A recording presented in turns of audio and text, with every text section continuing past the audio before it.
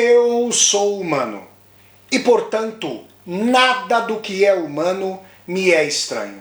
Assim falava o poeta e dramaturgo romano Terêncio, e assim falo eu, Flávio Ricardo Vassoler, escritor, professor, youtuber e nômade, fiel como os pássaros migratórios. E hoje, em mais uma resenha de filme aqui do meu canal do YouTube, Flávio Ricardo Vassoler, eu trago para vocês uma discussão a respeito de uma das grandes obras-primas da história do cinema.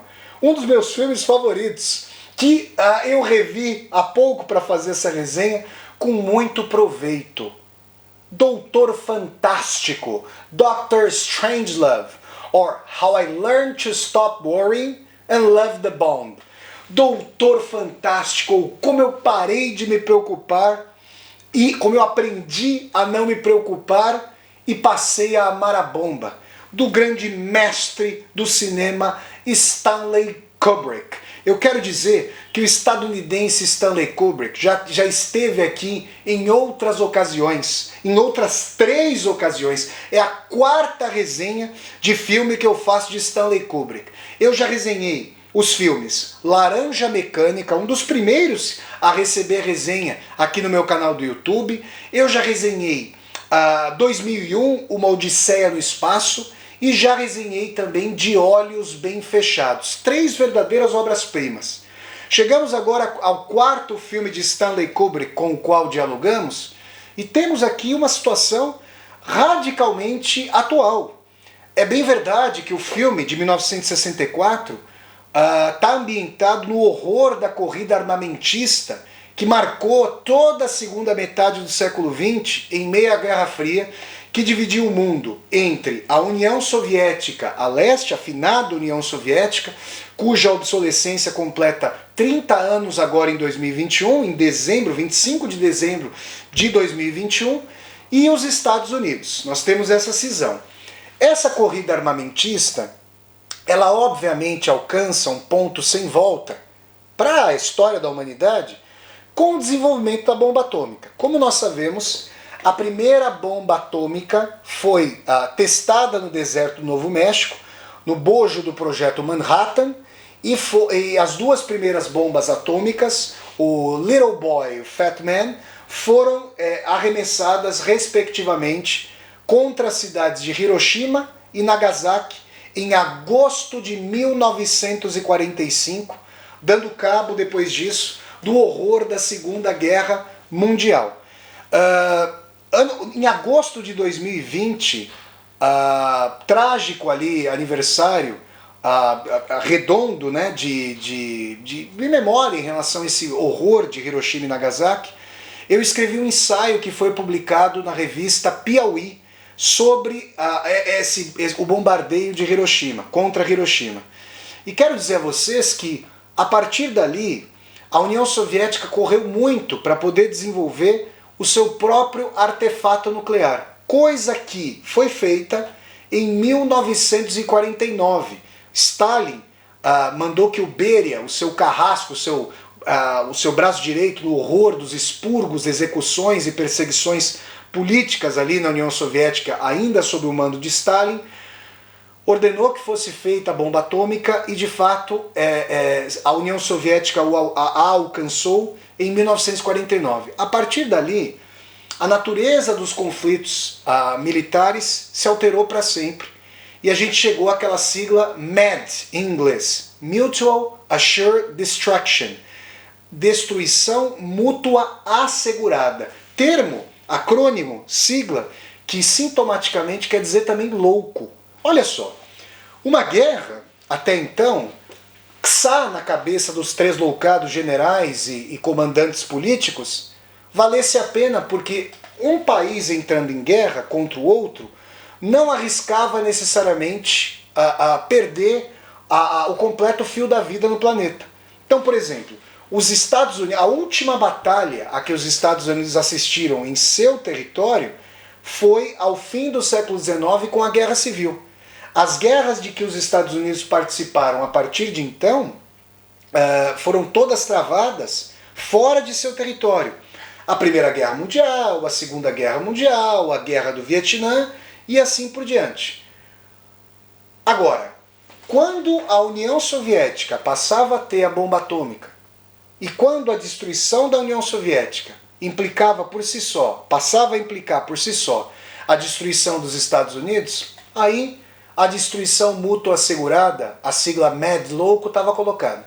E é esse contexto que é muito importante para nós entendermos o que acontece em Doutor Fantástico. Stanley Kubrick faz especulações fundamentais.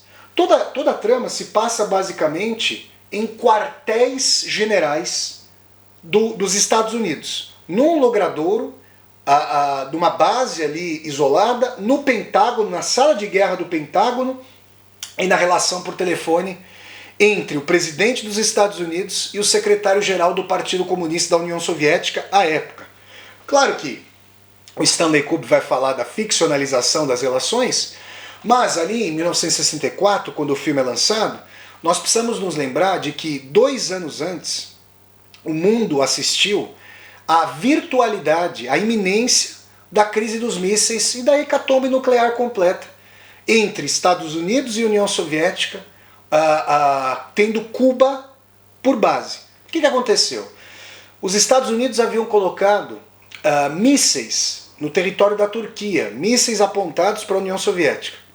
Então Cuba, que logrou realizar uma revolução em 59, revolução que não tinha a princípio um caráter socialista, Cuba, uma vez que os Estados Unidos haviam apoiado a invasão da ilha por mercenários cubano-americanos ali. E isso, o John Fitzgerald Kennedy, o presidente de então, esteve implicado nisso.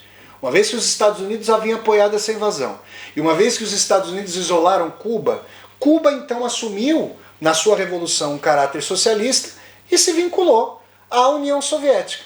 Então, como uma dimensão de enfrentamento aos Estados Unidos, que haviam colocado mísseis apontados para a União Soviética na Turquia, Cuba recebeu ogivas, mísseis com cabeças de ogivas nucleares da União Soviética, que foram colocados na Baía dos Porcos, na Baía de los Cochinos, onde eu estive em Cuba em julho de 2013. Eu fui para lá. Esses mísseis apontados para os Estados Unidos foram a maior ameaça que os Estados Unidos já receberam em toda a sua história. E aí se desencadeou um conflito em outubro de 1962, chamado a crise dos mísseis, em meio ao qual durante 13 dias o mundo quase acabou. Porque se eventualmente os Estados Unidos lançassem um ataque contra a União Soviética, ou se a União Soviética atacasse os Estados Unidos ali de Cuba, destruindo frações do país com seus ataques nucleares, a União Soviética seria fortemente alvejada e o mundo se veria ali varrido centenas, quiçá milhares de vezes pelos artefatos nucleares. Felizmente, esse conflito envolveu recuos estratégicos por parte do Nikita Khrushchev, o secretário-geral da União Soviética da época, e uma vitória tática ali do John Fitzgerald Kennedy, também com o compromisso de que os Estados Unidos retirassem os mísseis da Turquia. É nessa medida, com esse espectro, que Stanley Kubrick coloca a seguinte indagação para nós.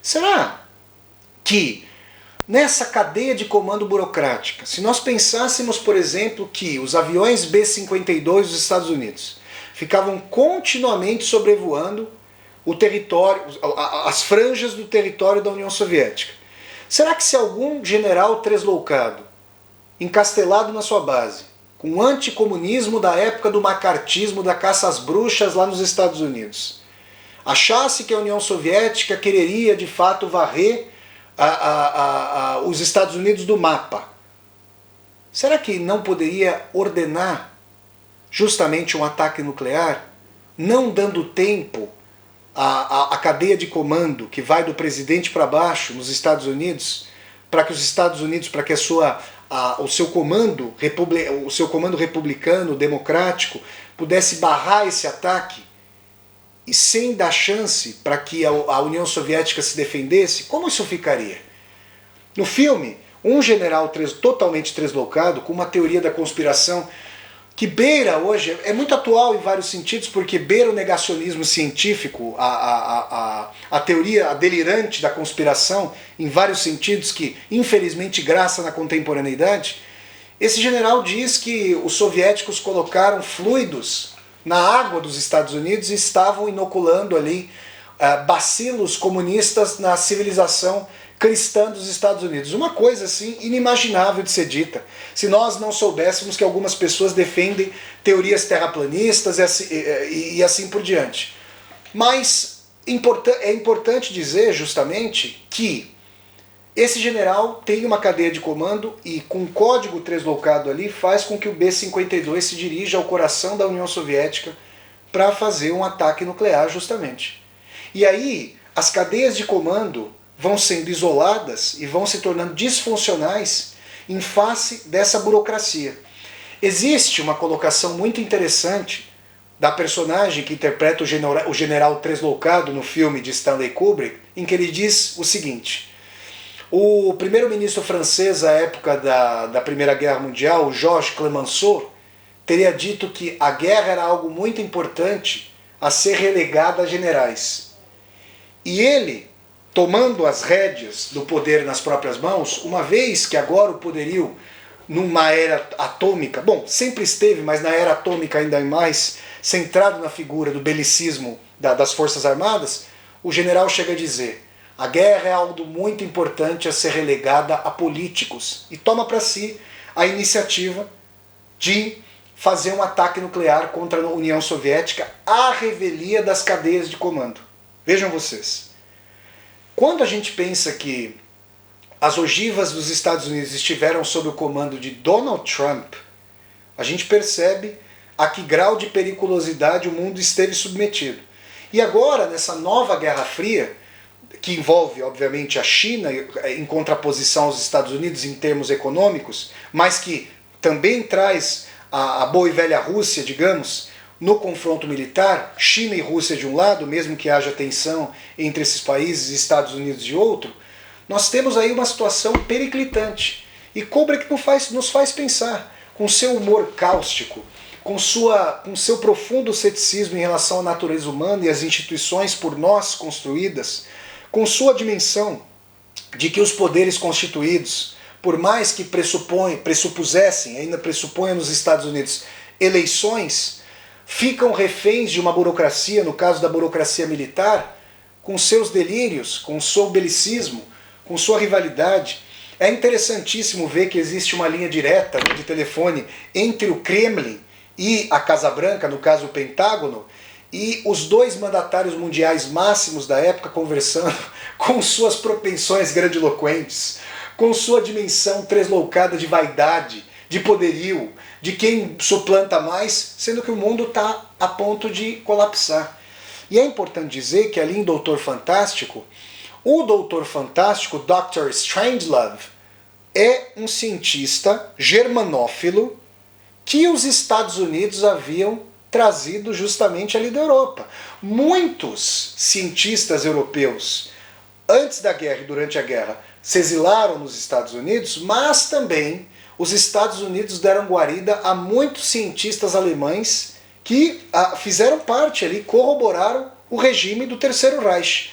E esse Dr. Strangelove diz que chegou a hora de que a civilização ficasse sob a terra, que pudessem sobreviver aqueles que vivessem nos búnkeres, que uma proporção inusitada de homens e mulheres, como se nós tivéssemos a revisitação da Arca de Noé, não sobre as águas, totalmente turvas e fosforescentes depois de um ataque nuclear, apodrecidas, mas sob a terra. A Arca de Noé não mais como uma arca, como um encouraçado navio, mas como um bunker, para que a civilização, depois de 100 anos, fosse reeditada para além do inferno, para além do ataque nuclear.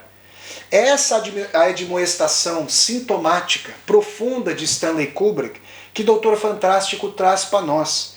Um mundo ali que dá o simulacro, hoje nem isso. Hoje, depois, 30 anos depois do fim da União Soviética, quando o capitalismo não se sente ameaçado em nada, quando a concentração de riqueza é cada vez mais nefasta com as grandes corporações não só petrolíferas, não só militares, mas também tecnológicas, aquilo que nós poderíamos chamar, em diálogo com o filósofo tunisiano Pierre Levy, de estados-plataforma, né? Essas grandes corporações, esses grandes conglomerados que já sequer querem dar a previdência social, direitos trabalhistas, guarida de proteção institucional para as populações que não são mais empregadas em massa. E agora querem subtrair, inclusive, o simulacro de representação popular por meio das eleições. As eleições que sempre tiveram primeiro e segundo turno, mas que eram efetivamente decididas no terceiro turno, pelos lobbies de captura privada dos interesses públicos, captura privada do Estado por lobbies de grandes corporações. É agora, nessa medida, que a disputa econômico-militar entre China de um lado, Rússia de um lado, China e Rússia, Estados Unidos, ficam cada vez mais encarniçadas. É nessa medida que nós vemos cada vez mais que Estados Unidos, desindustrializados, as indústrias estadunidenses, fugindo ali dos altos salários dos funcionários dos Estados Unidos, foram para a China, para o Sudeste Asiático, e nós temos ali nos Estados Unidos esse complexo industrial militar tenebroso, terrível, que é o coração mesmo da captura lobista do Estado estadunidense por parte dos interesses privados. Agora que esse sentido do capitalismo contemporâneo vem mostrando ali os seus caninos, vem arreganhando os dentes, a gente vê que Doutor Fantástico não é um filme apenas centrado ali na Guerra Fria, no coração da Guerra Fria, naquele específico contexto histórico. A corrida armamentista volta à tona.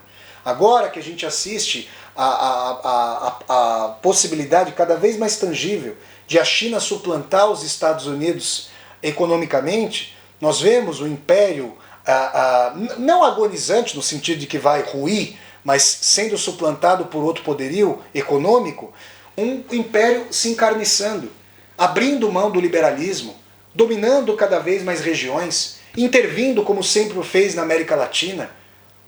Essa dimensão faz com que os nossos tempos sejam periclitantes, façam soar alarmes de preocupação profundíssima com o destino mesmo da humanidade, com o futuro, uma vez que cada vez menos democrático, cada vez mais concentrador de renda, cada vez mais militarizado, o capitalismo em suas disputas, e desconsideremos, a meu ver, as colocações de que a China seria uma potência socialista.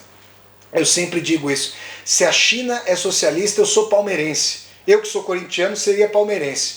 Então, nesse sentido, Doutor Fantástico nos traz ali uma profunda reflexão sobre a dinâmica do poder que, ao invés de estar pulverizada, mesmo em simulacros de democracia como nos Estados Unidos, está profundamente concentrada e existem estados dentro do Estado. Termo que o Departamento de Estado dos Estados Unidos chegou a chamar de Deep State, Estado profundo.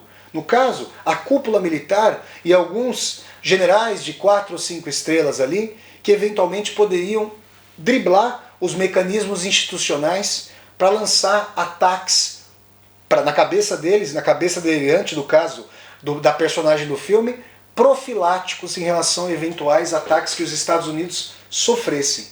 Essa é a dimensão fundamental e é isso que Kubrick nos faz refletir em termos essenciais no grande filme Doutor Fantástico, essa obra-prima que faz uma costura inconsútil entre cinema, história e condição humana submetida aos estentores, ao limite mesmo do poder.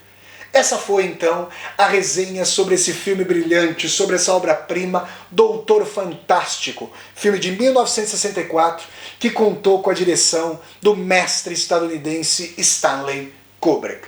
Se vocês gostaram de mais essa resenha de filme aqui do meu canal do YouTube, deem um like no vídeo, curtam o vídeo, disseminem esse vídeo pelas redes sociais, para que nós possamos chegar a cada vez mais e mais pessoas. Se você está chegando ao canal pela primeira vez, seja muito bem-vindo e bem-vindo. Eu peço que você se inscreva aqui no canal, toque a sinetinha para poder receber as notificações e deixe seu comentário aqui embaixo do vídeo para que nós possamos conversar.